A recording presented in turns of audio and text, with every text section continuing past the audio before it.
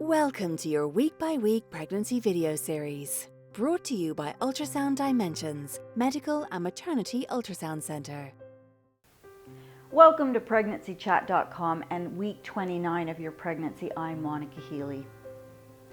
Let's start off by talking about what's happening with baby this week. Your little peanut is not so little anymore, as she weighs in at almost 3 pounds, 1.3 kilos, and measures just over 15 inches or 38 centimeters, and is about the size of this butternut squash. In fact, as she continues to accumulate fat deposits under her skin, you might feel slightly less movement due to cramped quarters. Babies tend to spend most of their time at this stage sleeping, and because space is becoming limited, they won't be jumping and spinning anymore, and you'll probably just feel kicks, jabs, and pokes from here on out. Your doctor may ask you to count the number of movements each day. A general rule of thumb is 10 kicks in an hour, but follow your caretaker's advice. If you experience a sudden decrease in fetal activity, contact your doctor immediately. Your baby's brain is growing quickly now, and the soft bones of his skull are expanding to accommodate it. Your baby is conscious of the world around them, and the brain is creating memory. Baby can also recognize rhythms and patterns of mother's speech. Even when babies sleep, their brains are working, and during part of this time, their eyes respond with little reflex movements known as rapid eye movements, or REM. In adults, this is associated with dreaming, but we're not entirely certain if babies dream at this stage. If you haven't done so already, introduce your baby to music. Soft music has a calming effect, and baby might actually remember music that's repeated. So what's happening with you this week? With the third trimester well underway, it is exceedingly important that you care for yourself to ensure a healthy baby. Be sure to get plenty of vitamin C, protein, folic acid, and iron throughout the day. Calcium is another major player. If you desire an alternative to milk, try yogurt, cheese, spinach, and rich orange juice.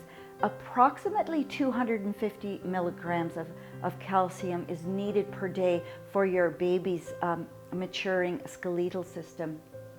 Hemoglobin and anemia. Around week 28 or 29, your hemoglobin, which is your blood count for your red blood cells, will be tested to ensure you're not developing anemia. Anemia is easily treated with iron tablets, but iron-rich foods such as kidney beans, fish, spinach should also be a major part of your diet. Anemia can be common because your blood volume has increased by 1/3 and more iron is needed to make enough red blood cells to carry oxygen around your body. The main symptom of anemia is tiredness, although in severe cases you may also feel faint, dizzy, breathless, and see spots in front of your eyes, but this would be uncommon. If you experience any of these, contact your healthcare provider immediately. Your birth plan. Now is the time to develop your birth plan. Being specific about how you would like your labor and the delivery of your baby to be managed will help you achieve the kind of birth experience you desire. A birth plan is also a good way to identify any issues you are not sure about, and this will give you a chance to discuss your ideas with your healthcare providers. Some hospitals have formal plans, while others are happy to accommodate your ideas. Either way, you need to make this plan with your partner so that he or she is involved in your wishes well in advance. The digestive system. As your baby grows, there is intense pressure on the digestive system, likely causing hemorrhoids, heartburn, pain in the pelvic area, and frequent urination. Many women manage the heartburn by popping an occasional antacid, but consult your doctor first, of course. As for pelvic pain, ask your practitioner for stretches that may help. Hemorrhoids can be alleviated by soaking in a sitz bath or applying a cold compress containing witch hazel. Witch hazel acts as an astringent and can tighten the tissue. Speaking of digestive systems, yours has probably become a bit sluggish these days, producing not only heartburn but constipation. Fight constipation by eating high fiber foods, whole grains, plenty of fruit and veggies, exercise, walking, prenatal yoga, or even swimming will suffice. Here are a few quick tips for week 29. If you haven't already done so, speak to your employer about maternity leave. Some mums like to start their leave weeks before baby's birth, while other mums like to wait to the last moment. It'll all depend on the kind of work you do.